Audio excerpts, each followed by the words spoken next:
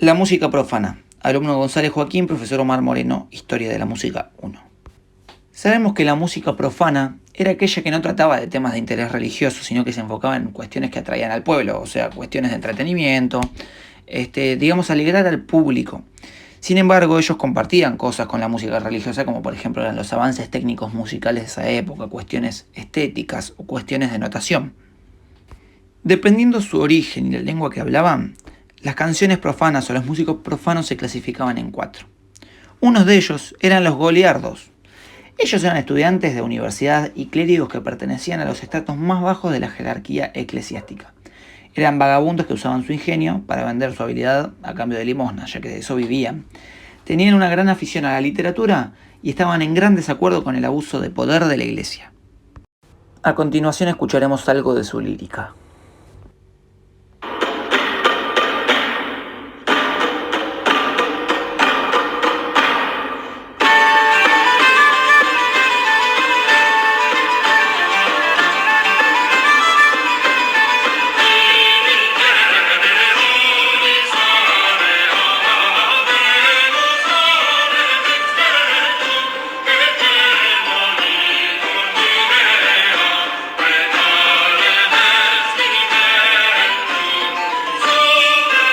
Otros de ellos eran los juglares. Tenían aspecto lúdico, de diversión, de entretenimiento. Eran intérpretes, no componían.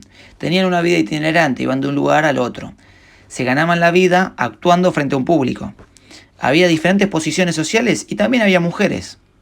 Eran difusores de la música y de la cultura, y algunos se dedicaban a lo lírico y otros a lo religioso. Eran muy criticados por los moralistas y por la iglesia.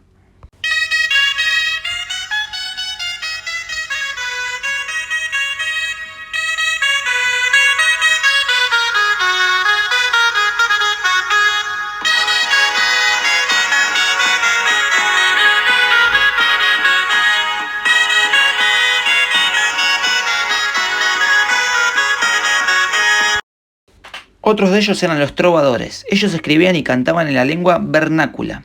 Eran vehículos de comunicación literaria, creando la lírica moderna.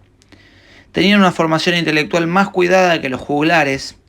Ellos componían canciones monódicas, es decir, de una sola línea melódica. Su poesía hace de la mujer un ser superior. Ellos componían en varias formas musicales. Una de ellas era el sirventés, que podía ser moral, político o literario. Otro era el tensó, la pastorela, y el canzó, que era un vehículo de perfecta descripción de lo que era el amor cortés, que era un amor en forma noble, sincera y caballeresca, que por lo general era secreto entre miembros de la nobleza.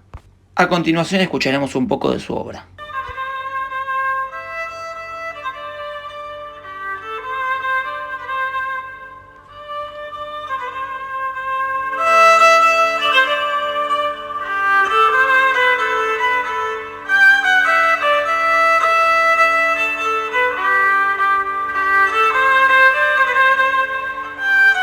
Luego teníamos a los troveros, que eran cantantes que se habían inspirado en los trovadores.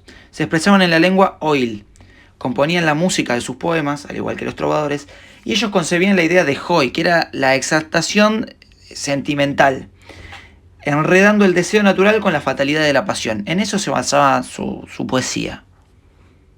También existían otros, como por ejemplo los ministeriles, que eran del sur de Francia, hablaban en la lengua oc y eran músicos asalariados. Otros de ellos eran los Minnesänger y los Meistensinger. Los Minnesänger eran alemanes, al igual que los otros, su lengua era alemana, lógicamente. Eran trovadores, cantores del amor. En cambio, los Meistensinger eran maestros cantores que formaban gremios de músicos.